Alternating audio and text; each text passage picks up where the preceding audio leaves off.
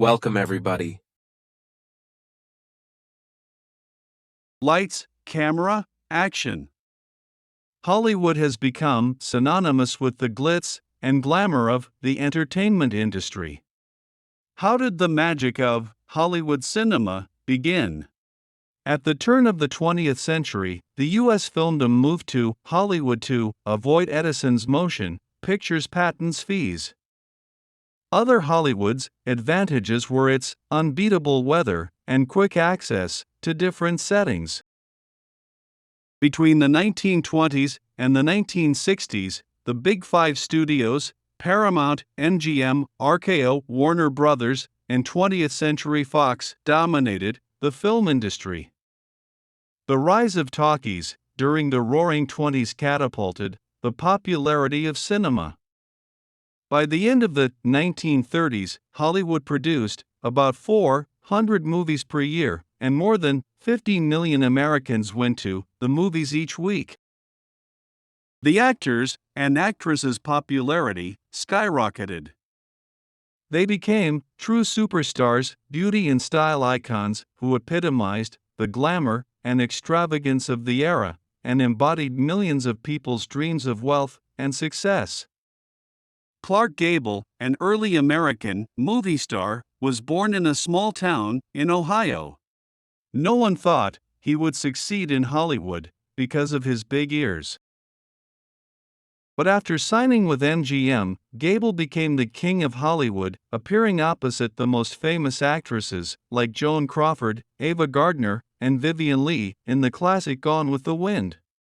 Katharine Hepburn, Fred Astaire, Bette Davis, and Cary Grant were other significant figures of the decade. Despite the advent of television, the 1950s saw the rise of many of the greatest movie stars of all time, including Marlon Brando, Audrey Hepburn, James Stewart, Elizabeth Taylor, Grace Kelly, and Humphrey Bogart.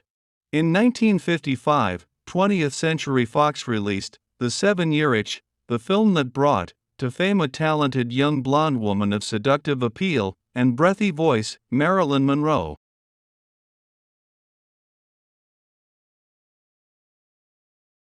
Lights, camera, action. Hollywood has become synonymous with the glitz and glamour of the entertainment industry. How did the magic of Hollywood cinema begin? At the turn of the 20th century, the U.S. filmdom moved to Hollywood to avoid Edison's motion pictures patents fees. Other Hollywood's advantages were its unbeatable weather and quick access to different settings. Between the 1920s and the 1960s, the Big Five studios, Paramount, MGM, RKO, Warner Brothers, and 20th Century Fox dominated the film industry. The rise of talkies during the Roaring Twenties catapulted the popularity of cinema. By the end of the 1930s, Hollywood produced about 400 movies per year, and more than 15 million Americans went to the movies each week.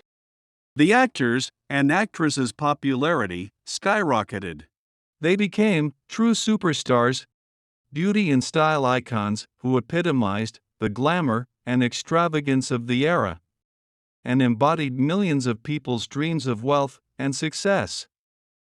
Clark Gable, an early American movie star, was born in a small town in Ohio. No one thought he would succeed in Hollywood because of his big ears.